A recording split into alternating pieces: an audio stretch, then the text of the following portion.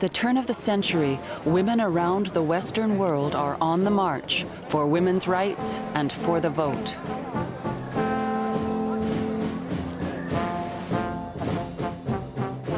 In Canada, a young school teacher will rise from the prairies of Manitoba to ignite the movement for the women's vote. Her name is Nellie Mooney. Our worthy opponents will emphasize the fact that women are the weaker vessel. Well, I should think that a woman who cooks for men, washes and bakes and scrubs and sews for her family could stand the extra strain of marking a ballot every 4 years. Most men show little sympathy. Manitoba Premier Sir Rodmond Roblin is typical.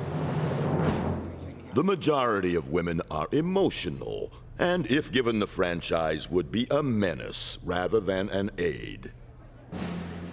By getting the vote, women's groups hope to enact prohibition laws banning the sale of alcohol. We had all the arguments. No one could deny that women and children were the sufferers from the liquor traffic. Any fun that came from drinking belonged to men exclusively. And the men themselves would be the first to admit that. Nellie Mooney knew at an early age she was not destined for a traditional future. At 16, the young schoolteacher met the woman who would transform her life.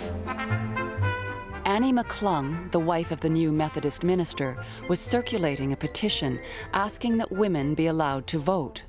Nellie was attracted to both the movement and to the woman who would become her mentor. I wanted to be like her, with her quiet dignity and her well-cut clothes. In fact, I said, she is the only woman I have ever seen whom I should like to have for a mother-in-law. Having decided on a mother-in-law, Nellie set off to the local drugstore in search of Annie's eldest son, Wes, a young pharmacist whom she was determined to marry. I made no pretense of being the Victorian maiden who sits on the shore waiting for a kindly tide to wash something up at her feet. Not at all. Having seen something that looked like a treasure, I plunged boldly in and swam for it. Within the year, Nellie McClung was married and a mother.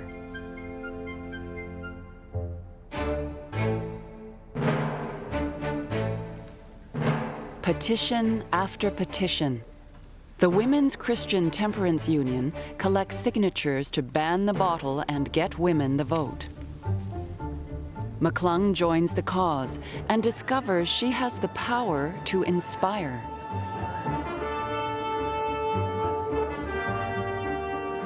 Prohibition is a hard-sounding word, worthless as a rallying cry. It could never fire the heather, and yet the heather must be fired. We, the temperance women, would have to make our cause attractive. We must fight fire with fire. I saw faces brighten, eyes glisten, and felt the atmosphere crackle with new power. I saw what could be done with words, for I had the vision of a new world when I talked.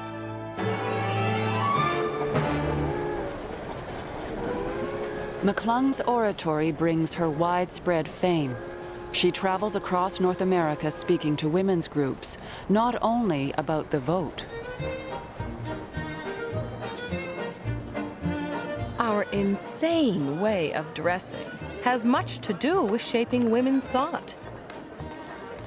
The absurdly tight skirts, which prevented the wearer from walking like a human being, made a pitiful cry to the world. It says, I am not a useful human being. See, I cannot walk, I dare not run, I am not of use. I am made to be supported. My sex is my only appeal. By 1914, women in Australia, New Zealand, and parts of the United States can vote. Across Canada, women embrace the dream of equality. In Quebec, there is Marie Gérin-Lajoie. In British Columbia, Helena Guttridge. In Ontario, Emily Howard Stowe. But still, no Canadian province or the federal government allows women to cast a ballot. In Manitoba, Premier Sir Rodmond Roblin continues to argue against granting the vote to women. Placing women on political equality with men would cause domestic strife. I believe women's suffrage would break up the home. January 28, 1914, Walker Theatre, Winnipeg.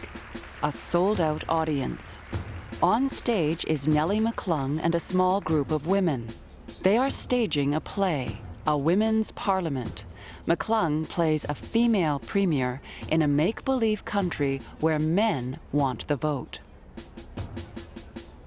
If men were to get the vote, who knows what would happen? It's hard enough to keep them at home now. Politics unsettles men, and unsettled men means unsettled bills, broken furniture, broken vows, and divorce. There is no use giving men votes. Man has a higher destiny than politics. The Women's Parliament is a huge success. And while Conservative Premier Roblin will not give in, the Liberals promise that if they are elected, women will get the vote. In the 1915 election, the Liberals under T.C. Norris are elected. On January 27, 1916, Nellie McClung and the women of Manitoba become the first in the country to win the right to vote in provincial elections and to hold elective office.